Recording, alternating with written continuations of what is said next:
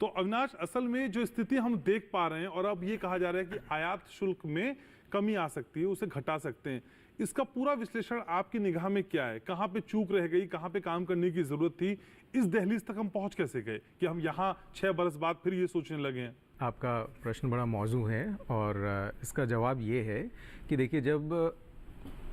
फसल का मौसम होता है तो सरकार एक सर्वे करती है और एक पूर्वानुमान लगाया जाता है कि इस बार पैदावार कितनी होगी और उसके हिसाब से योजनाएं बनाई जाती हैं कि हमें उसका आयात करना है, निर्यात करना है या क्या करना है। हर बार, क्योंकि आपको पता है कि विश्व में दूसरा सबसे बड़ा गेहूं का उत्पादक देश है भारत, और भारत अपने कुछ पड़ोसी देशों को इसका निर्यात भी करता है। पिछले 2 वर्षों से, जब से यूक्रेन और रूस का जो युद्ध चल रहा है, उससे दुनिया भर में थोड़ा संकट आया हुआ है गेहूं का। वहाँ से जो, क्योंकि यूक्रेन भी एक बड़ा उत्पादक देश है जी, और वहाँ से फ्री फ्लो जो निर्यात है वो नहीं हो पा रहा है, तो बहुत सारे देश भारत की तरफ उम्मीद लगाकर देख रहे थे। पिछले साल भी ऐसा ही हुआ था, जब भारत में बम्पर पैदावार की उम्मीद जताई गई थी बहुत पहले, लेकिन अचानक से जो ग्लोबल वार्मिंग या जिस भी रीजन से बारिश बीच में हुई और खड़ी फसल को बहुत नुकसान हुआ था, और एक स्थिति ऐसी आ गई थी जब हम निर्यात करने की योजना बना रहे थे और हमें ऐसा लगने लगा कि हमें आयात करना होगा।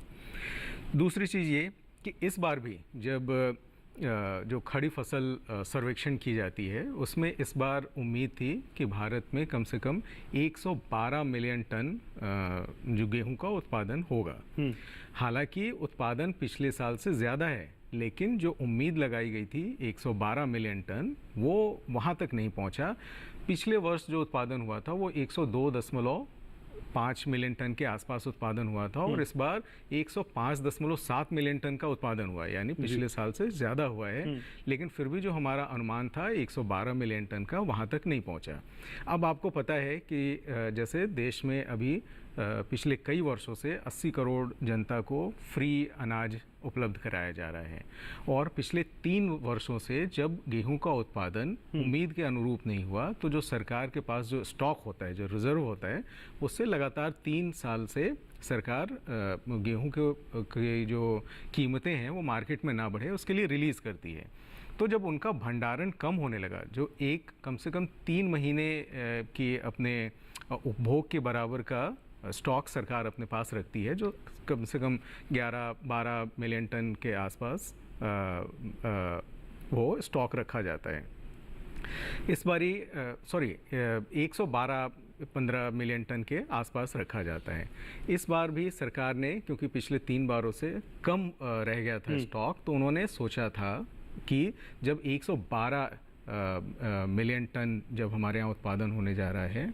तो उसमें से अधिक खरीदारी करके अपने स्टॉक को फिर से एक बार रिजर्व किया जाएगा। तो सरकार ने खरीदारी शुरू कर दी, उधर मार्केट ने भी खरीदारी शुरू करी, और जैसे बिस्किट या और जो पदार्थ उत्पादन करने वाली कंपनियां हैं, उन्होंने भी बाज़ार से खरीदना शुरू किया। और एमएसपी में, जैसे अभी हमारे किसान भाई बता रहे थे कि यूपी ने जो 2275 रुपये का जो समर्थन मूल्य है, उसमें 125 रुपये एक्स्ट्रा दिया है। अच्छा। लेकिन मार्केट में इस तरीके से जब वो 125 रुपये हम मिला देते हैं तो करीब 2400 रुपये का भाव हो जाता है, लेकिन मार्केट में 2600 से 2700 के रेट पे मार्केट उनसे खरीद रहा है, तो किसान उनको भी दे रहे हैं, और सरकार भी पिछली बार से ज़्यादा खरीदारी कर रही है। हालांकि अभी तक 300 मिलियन